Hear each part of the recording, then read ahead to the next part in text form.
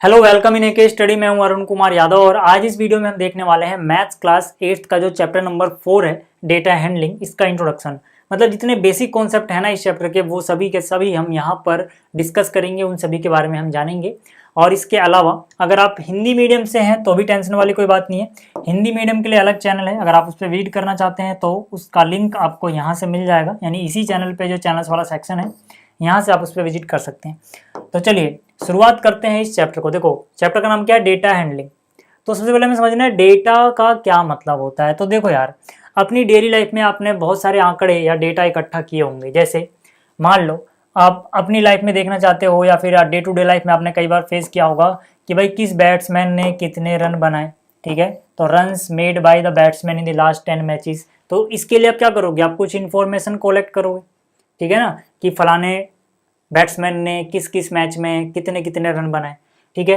इस तरह से आप ये भी सोच सकते हो कि मान लो number of wickets taken by bowler in last 10 ODIs, ठीक है। इसी तरह की और भी बहुत सारी इंफॉर्मेशन आप कलेक्ट कर सकते हो। आप ऐसे भी सोच सकते हो कि पिछली क्लासेस में आपके कितने कितने मार्क्स आए हैं, टोटल मार्क्स फाइनल के, ठीक है। तो इन सभी सिचुएशंस में आप क्या कर रहे हो, इन सभी सिचुएशंस में आप कुछ ना कुछ इंफॉर्मेशन कलेक्ट कर रहे हो।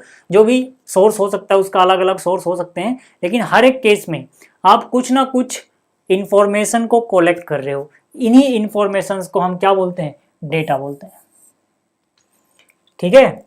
यानी कि जो भी आप अलग अलग केसेस में इंफॉर्मेशन कलेक्ट करते हो वो क्या कहलाती हैं, डेटा कहलाती हैं। अब इसी डेटा को हम एफिशिएंटली कैसे हैंडल कर सकते हैं, क्या क्या तरीके हैं, वही हमें यहाँ पे पढ़ना है, ठीक है। हालांकि क्लास 8th में हम इस टॉपिक को बहुत ही थोड़ा सा पढ़ेंगे, यानी बहुत ही लो लेवल पे पढ़ने वाले हैं, लेकिन ये जो डेटा का कलेक्शन है, इसका जो मैनेजमेंट है, ये काफ़ी एफिशिएंटली काफ़ी एडवांस लेवल पे होता है। तो जब आप आगे आने वाली क्लासेस में बड़े लेवल पे पढ़ोगे तब आप इसके बारे में डिटेल में पढ़ोगे। हालांकि अभी हम बहुत ही, ठीक है, छोटे स्तर पे इसको पढ़ने वाले हैं, लेकिन जो भी हम पढ़ेंगे, ठीक है, बहुत अच्छे से पढ़ेंगे। तो सबसे पहले बात करते हैं यार कि डेटा को रिप्रेजेंट करने के क्या अलग अलग तरीके हैं, ठीक है। बहुत से तरीके होते हैं जिसमें से हम कुछ पढ़ने वाले हैं। मेनली यहाँ पे हम ग्राफिकल मेथड पढ़ने वाले हैं कि ग्राफिकली हम डेटा को किस किस तरह से रिप्रेजेंट कर सकते हैं। चलिए देखो, सबसे पहले है पिक्टोग्राफ, ठीक है। पिक्टोग्राफ की मदद से हम डेटा को स्टोर कर सकते हैं। जैसे पिक्टोग्राफ, जैसे कि नाम से पता लग रहा है कि भैया इसमें कोई एक पिक्चर रहेगी, ठीक है ना। इसमें पिक्चर्स की मदद से, चित्र की मदद से हम डेटा को स्टोर करते हैं।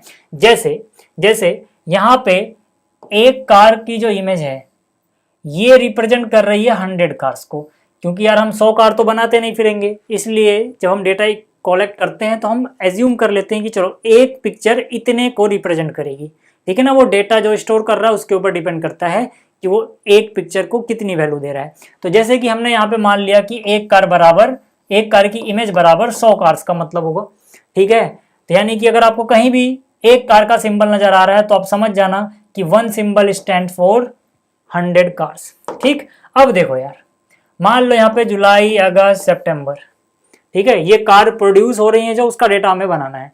तो यहाँ पर जुलाई में कितनी कार प्रोड्यूस हुई अगर आपको बताना हो तो आप कैसे बताओगे। देखो यहाँ पे एक कार, दो कार और ये वाली कार आधी है, तो इस कार, एक कार का मतलब 100 हो गया, दूसरी कार का मतलब फिर से 100 हो गया, और आधी कार का मतलब हो गया 50। तो 100 और 100 200 और आधा मतलब आधी कार का 50, तो कितना 250 कार। तो यानी कि टोटल यहाँ पे जुलाई में 250 कार या 250 कार्स प्रोड्यूस की गई, ठीक। इसी तरह से अगर मैं अगस्त की बात करूं तो अगस्त में कितनी कार प्रोड्यूस की गई, 100, 200, 300, कितनी 300। इसी तरह से सितंबर में कितनी कार प्रोड्यूस की गई, 1 2 3 4 कारें हैं, एक कार स्टैंड फॉर 100 कार्स, तो 4 मतलब 400। तो ये जो तरीका है ना यार, ये है पिक्टोरियल रिप्रेजेंटेशन, जिसे हम बोलते हैं पिक्टोग्राफ। समझ में आ गई बात। तो यहाँ पे, ठीक है, इसी के ऊपर कुछ क्वेश्चन पूछे गए हैं। कितनी कार प्रोड्यूस की गई है मंथ ऑफ जुलाई, तो अभी हमने देखा था जुलाई में 250। दूसरा क्या है, किस महीने में maximum number of car produce की गई, किस महीने में पूछा है, तो सितंबर में 400 की गई थी, अभी हमने देखा था, ये मैक्सिमम है, यानी इसका आंसर आएगा सितंबर के महीने में। तो ये एक तरीका है। इसके अलावा दूसरा तरीका जो है वो है बार ग्राफ का, ठीक है। एक और तरीका है, क्या है, बार ग्राफ। बार ग्राफ में क्या होता है, यूनिफॉर्म विड्थ की कुछ हाइट्स होती हैं, ठीक है, कुछ बार्स बने होते हैं जो डिस्प्ले करते हैं इंफॉर्मेशन को। जब भी यहाँ पर, ठीक है, तो देखो यार दूसरा तरीका क्या है, बार ग्राफ। तो बार ग्राफ में क्या होता है, इसमें भी हम इंफॉर्मेशन को स्टोर करते हैं या फिर रिप्रेजेंट करते हैं, लेकिन यहाँ पे हम बार्स का यूज करते हैं। ये जो आपको आकृति दिख रही है ना, इसको हम एक बार बोलते हैं। जैसे एक बार यहाँ बना हुआ है, एक बार यहाँ बना हुआ है, इस डिजाइन को क्या बोला जाता है, बार। तो यहाँ पर बार्स यूज होते हैं जिनकी चौड़ाई यूनिफॉर्म होती है। देखो जितना चौड़ा ये होगा उतना ही चौड़ा ये होगा, उतना ही चौड़ा ये होगा, उतना ही चौड़ा ये होगा, ठीक है। और जो इनकी लंबाइयां होती हैं, जो इनकी हाइट होती है, वो इस बात पे डिपेंड करती है कि कितनी वैल्यू ये दिखा रहे हैं। जैसे जब भी आपको कुछ इस तरह का ग्राफिकल चीज पढ़नी हो, तो सबसे पहले आप नजर डालो कि भाई इस एक्सिस पे क्या दिखाया गया है और इस एक्सिस पे क्या दिखाया गया है। सबसे पहले आपको यही देखना चाहिए कि इन एक्सिस पे क्या शो किया गया है। तो इन एक्सिस पे क्या है, एकेडमिक ईयर, यानी किस ईयर की बात की गई है वो यहाँ पे दिखाया गया है, 2003 से 2004, 2004 से 2005, इस तरह से आगे। और यहाँ पे क्या दिखाया गया है, number of student in class 8th, मतलब किस ईयर में, किस एकेडमिक ईयर में कितने स्टूडेंट थे क्लास 8th में, उसको ये शो कर रहे हैं। तो यहाँ पर जो इनकी हाइट होगी वो क्या दिखाएगी, जो वाई पे दिखाएगा। वाई पे क्या है, नंबर ऑफ स्टूडेंट, यानी इनकी हाइट यहाँ पे नंबर ऑफ स्टूडेंट को शो करती है। इसी तरह से कोई अलग क्वेश्चन होगा तो उसमें हो सकता है कुछ अलग हो, ठीक है, लेकिन यहाँ पर नंबर ऑफ स्टूडेंट कहाँ पे शो हो रहे हैं, इनकी हाइट से, ठीक है। तो जो इनकी हाइट होगी वो प्रोपोर्शनल होगी कि वो कितनी वैल्यूज स्टोर कर रहे हैं। मतलब ज्यादा नंबर ऑफ स्टूडेंट मतलब ज्यादा height, come number of student मतलब कम हाइट। जैसे 2003 से 2004 में अगर हम देखें तो हाइट किसके इक्वल है, 100 के। मतलब 2003 से 2004 में जो नंबर ऑफ स्टूडेंट थे क्लास 8th में वो 100 थे। इस तरह से 2004 से 2005 के बीच की में बात करें तो कितने थे, 200 थे। 2005 से 6 के बात करें तो यहाँ पे कितना आ रहा है, ऑलमोस्ट 250, ठीक है, यानी कि 250 थे। इस तरह से 2006 और 7 की बात करें तो कितना है, 300 थे। आगे हम बात करें तो कितना है, 350 थे। आगे बात समझ में आपको। तो मतलब जो इनकी हाइट है ये वैल्यूज बताते हैं, कितनी वैल्यू ये स्टोर कर रहे हैं अपने अंदर। जितनी ऊंची हाइट उतनी ज्यादा वैल्यू, ठीक। अब इस तरह के रिप्रेजेंटेशन को हम क्या बोल रहे हैं, ये बार ग्राफ है। समझ में आ गया। तो बार ग्राफ में विड्थ जो होती है वो इक्वल होती हैं, याद रहे आपको। और इनके बीच का जो गैप है ना, एक बार से दूसरे बार के बीच का गैप, जैसे पहला बार ये रहा, दूसरा बार ये रहा, इनके बीच का गैप भी बराबर होगा। जैसे तीसरा बार अगर आप बनाओगे यहाँ पे, तो जितना गैप यहाँ था उतना ही गैप देना पड़ेगा, ठीक है। अब इसके ऊपर देखो ऐसे कुछ क्वेश्चन पूछे जाएंगे, या तो आपको कुछ इन्फॉर्मेशन दी होगी उससे बार ग्राफ ड्रॉ करना होगा, या फिर बार ग्राफ बना के दिया होगा और उससे कुछ क्वेश्चन पूछ लेंगे, ठीक है। दो तरह की चीजें आ सकती हैं। तो जैसे पहला क्वेश्चन क्या है, what is the information given by the bar graph. इस बार ग्राफ में क्या इन्फॉर्मेशन दी गई है, तो हम बोलेंगे इस बार ग्राफ में at academic year wise number of student को शो किया गया है, ठीक है। इसी तरह से दूसरे में क्या बोला गया, in which year is the increase in the number of student is maximum. याद रहे नंबर ऑफ स्टूडेंट मैक्सिमम नहीं पूछा है दूसरे पार्ट में, इंक्रीज जो हुआ है वो मैक्सिमम किस में है। इंक्रीज मतलब पहले से कितना ज्यादा हो गया, पहले 100 था फिर 200 हो गया, सीधा डबल हो गया।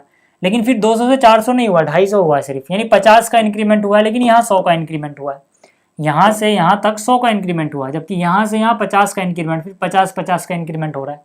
तो सबसे ज्यादा इंक्रीमेंट कहाँ पे आया, 2003-4 के बाद, यानी 2004-5 में सबसे ज्यादा बढ़ोतरी हुई है, सीधा सीधा 100 स्टूडेंट बढ़ गए।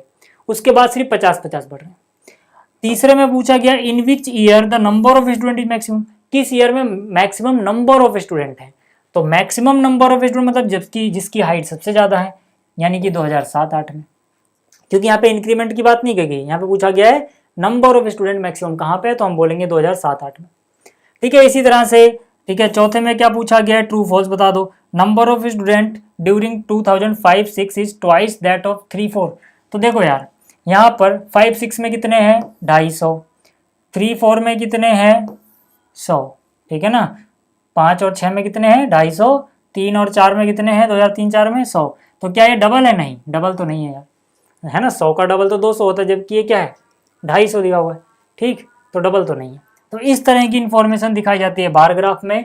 इसी तरह से एक होता है अपने पास डबल बार ग्राफ, ठीक है। मतलब इसमें दो दो बार ग्राफ होते हैं जो अलग अलग चीजों को शो करते हैं, इसीलिए हम इनको अलग अलग कलर कर देते हैं या फिर अलग अलग शेड दे देते हैं। जैसे ये देखो, ये व्हाइट वाला, इसके बगल में देखो ये डार्क वाला, तो दो अलग अलग तरह के बार ग्राफ हैं ये, तो इसको हम बोलते हैं डबल बार ग्राफ। ठीक है, तो डबल बार ग्राफ क्या करता है, ये शो करता है two sets of data simultaneously, यानी एक ही साथ दो सेट ऑफ डेटा को ये रिप्रेजेंट करता है। मेनली ये कहाँ काम आता है, जब हमें कुछ कंपेयर करना हो, जैसे ये वाला और ये वाला अगर कंपेयर करना हो कि कब कौन सा ज़्यादा है कब कौन सा कम है, तो हम ज़्यादातर डबल बार ग्राफ बनाते हैं। जैसे मैंने अभी आपको बताया था कि सबसे पहले जब भी हम कोई ग्राफ पढ़ेंगे हम देखेंगे एक्स एक्सिस पे क्या दिखाया गया है, वाई एक्सिस पे क्या दिखाया गया है। तो देखो एक्स एक्सिस पे है सब्जेक्ट्स, एक्स एक्सिस पे क्या दिखाया गया है, subject, math, science, social science, math, social science, science वगैरह, और यहाँ पे है marks obtained by the student. ठीक है, मार्क्स जो बच्चे को मिले हैं। तो फिर ये सफ़ेद और डार्क वाले का क्या मतलब है, यहाँ पे बताया गया है कि वाइट वाला जो होगा ये 2005-6 का डेटा है, और जो डार्क वाला है वो 2006 और 7 का डेटा है। मतलब किसी बच्चे ने मैथ्स में, ठीक है, वाइट वाला यानी 2005 और 6 में कितने मार्क्स गेन किए थे, 30। उसी बच्चे ने अगले ईयर यानी 2006-7 में कितने मार्क्स गेन किए सेम सब्जेक्ट मैथ्स में, 60। तो हम ये कंपेयर कर सकते हैं कि 2005-6 में बच्चे की मैथ्स कैसी थी और 2006-7 में सुधार आया या और ख़राब हो गया, ये हम कंपेयर कर सकते हैं। तो यहाँ से अगर आप देखोगे तो यार क्योंकि 2005-6 में उसके सिर्फ 30 नंबर थे, लेकिन 2006-7 में मैथ्स में उसने अपने आप को बहुत अच्छा किया है पहले के मुकाबले, अब उसके 60 नंबर है। तो मतलब यहाँ से हम तुलना कर पा रहे हैं, कंपेयर कर पा रहे हैं। तो जब भी हमें इसे कंपेयर करना होता है ना, तब हम डबल बार ग्राफ का यूज़ करते हैं।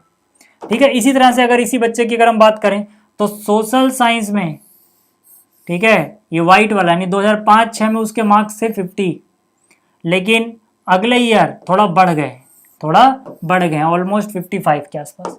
तो इस तरीके से हम इसको रीड करते हैं। ठीक, अच्छा, पहला पार्ट क्या है, what is the information given by the double bar graph. तो क्या इंफॉर्मेशन दे रहा है ये बार ग्राफ, ये इंफॉर्मेशन सब्जेक्ट वाइज मार्क्स बता रहा है 2 डिफरेंट ईयर्स के किसी बच्चे के। समझ में आ गई बात, फिर से बोल रहा हूं, ये क्या इंफॉर्मेशन दे रहा है, किसी बच्चे के 2005-6 और 2006-7 में सब्जेक्ट वाइज कितने कितने मार्क्स थे, ये शो कर रहा है। दूसरा वाला क्या है, in which subject has the performance improve the most. Performance किसमें सबसे ज्यादा इंप्रूव हुई है, मैथ्स में।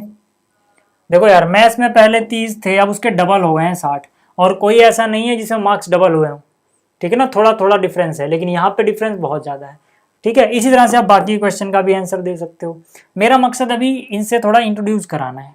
ठीक है, क्वेश्चन तो हम एक्सरसाइज अब करेंगे तब देखेंगे। खैर, अगला क्या है अपने पास जो हमें पढ़ना है, सर्कल ग्राफ, जिसे हम पाई चार्ट भी बोलते हैं।